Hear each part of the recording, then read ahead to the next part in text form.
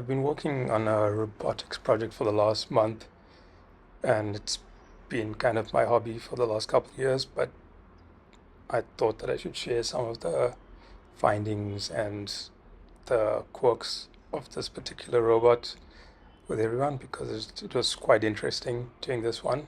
Uh, I used the RoArm-M2-S robot arm, which is quite modular and has a lot of features.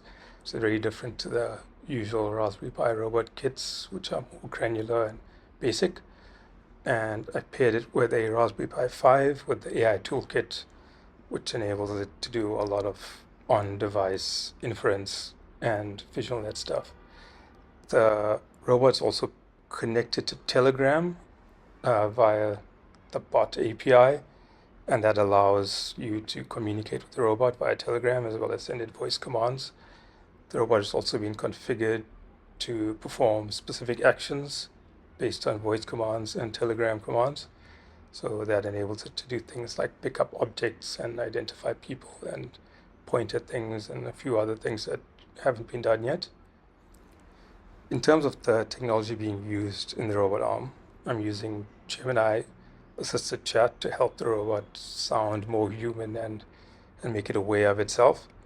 The models that are being used on the device on the Raspberry Pi are Halo 8 models, which for the most part are standard with the AI toolkit. And I'm using object detection for the most part to identify objects in the scene and track objects as well. I haven't thought too much about the applications for this type of software and this type of robot arm, but there are things that you can do with it. Suppose you could use it for sorting items on an assembly line, the basic sort of robot operations, moving things around, cleaning up, passing the butter, whatever you want to do. There's also a security set of applications that it can be used for, more like monitoring household and performing actions in the event of threats. That's an area I haven't really explored too far. So I'm just going to ask it a few questions and allow it to introduce itself, and you'll see that it's aware that it's a robot arm and it's aware of the functionality that it has. So that I'm hoping to explore more of as I start developing the chat functionality of the robot. Acknowledged. Waiting instructions.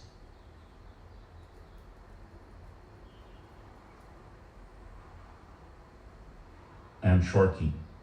A robotic arm interface. I await your commands.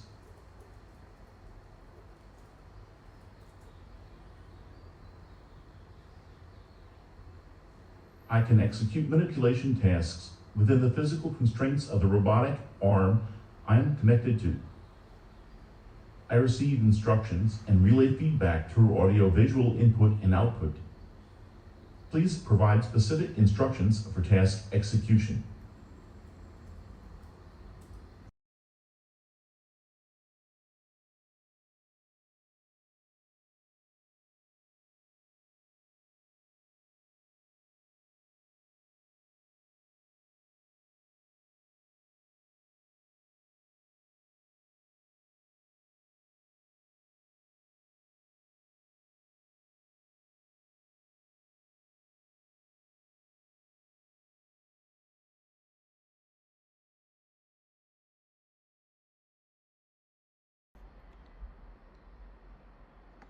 Tell me more, Sharky. What else can you do?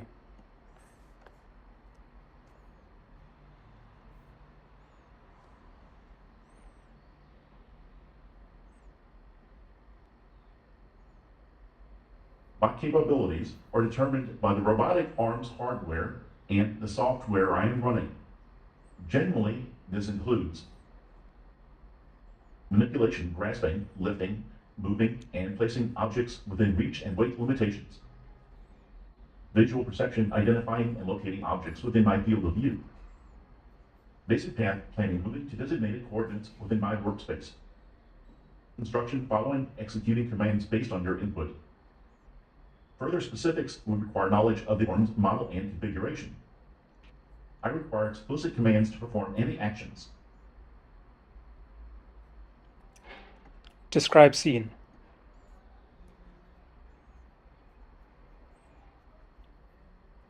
Subscribe to the current scene. I will continue to process visual input from this viewpoint until further instructions are given. Describe scene. So what's going on here is I've issued the describe scene command, and that command takes the last 30 seconds of video that's recorded on the robot and sends it for analysis, and then the results are presented back on the Telegram chat as an attached video, as well as a description of what's happened in that video.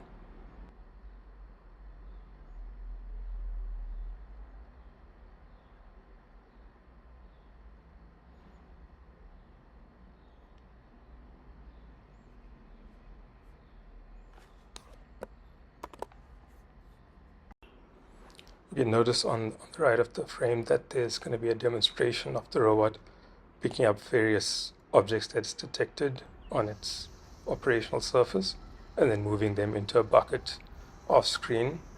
Essentially, what I'm issuing the robot is a command to pick up a particular detected object and place it in a pre-allocated spot. At the moment, I've pre-allocated left of the robot, right of the robot, and behind the robot.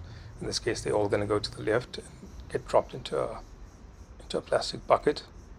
But where the robot drops things off and where the robot picks things up from is pretty much unlimited in the space of half a meter on either side of the robot. So that's a limitation. The robot can also only pick up things that are 500 grams or less, so it's not really going to pick up heavy objects.